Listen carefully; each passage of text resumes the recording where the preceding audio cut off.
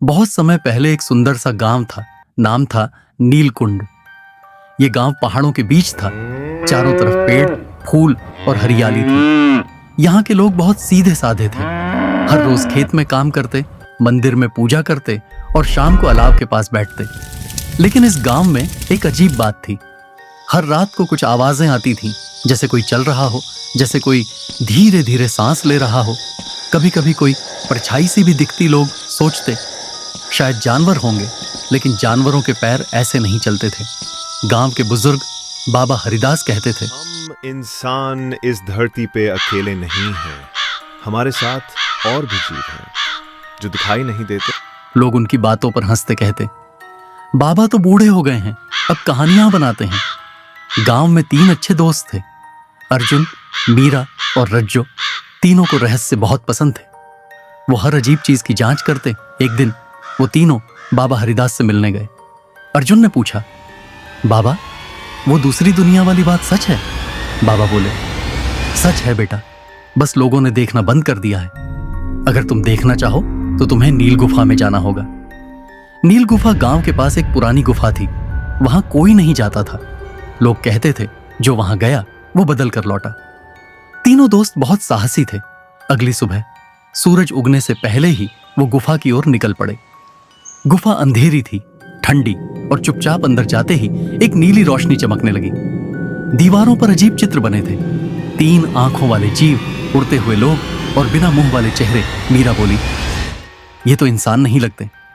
तभी एक गूंजती हुई आवाज आई, क्योंकि हम इंसान नहीं हैं। एक चमकदार प्राणी उनके सामने आया। उसकी त्वचा कांच जैसी थी। वो हवा में तैर रहा था। उसने कहा, हम इस धरती के पहले निवासी हैं।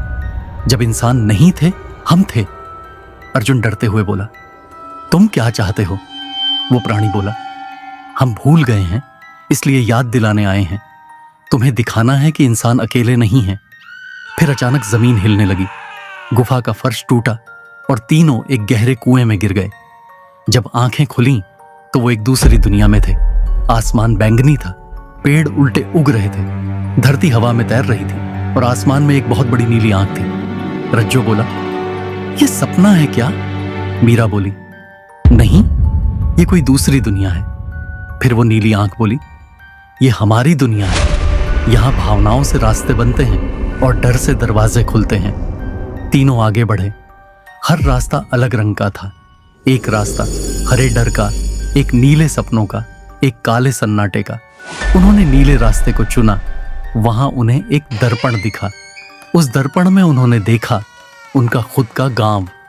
लेकिन हजारों साल पुराना गांव में इंसान नहीं थे। वही अजीब प्राणी थे।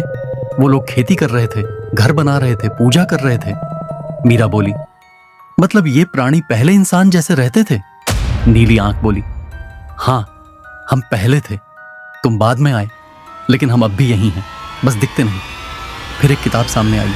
उसमें सब रहस्य लिखे थे, हर जीव का नाम, ताकत, भाषा और मकसद। अर्जुन ने पूछा, क्या हम इस किताब को ले जा सकते हैं? प्राणी बोला, हाँ, लेकिन ध्यान रखना, इस सच्चाई को लोग जल्दी नहीं समझते। वो डरेंगे, मजाक उड़ाएंगे, लेकिन तुम डरो मत। अचानक वो तीनों फिर से गुफा के बाहर थे। हाथ में वही किताब। गांव वैसा ही था, पर अब वो सब कुछ अलग लग रहा था। अब वो हर जगह परछाइयां महसूस करते। कभी कोई पेड़ खुद से हिलता, कभी दीवार पर हल्की सी चमक होती। मीरा ने कहा, अब हमें अपनी जिम्मेदारी निभानी है। तीनों स्कूल गए। गांव के लोगों से मिले, बच्चों को कहानी सुनाई, किताब दिखाई। कुछ ने हंसी उड़ाई, कुछ डर गए, लेकिन कुछ ने ध्यान से सुना।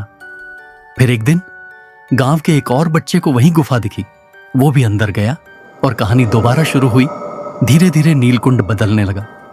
लोग अब छुपे हुए जीवों से डरने के बजाय उन्हें समझने लगे, उनकी इज्जत करने लगे। कहते हैं, जो बच्चा दिल से सच्चा होता है वही इस दुनिया को देख सकता है। और अगर आप आज भी नीलकुंड जाओ तो गुफा के अंदर वो नीली आंख अब भी तुम्हें देख रही होगी। खत्म।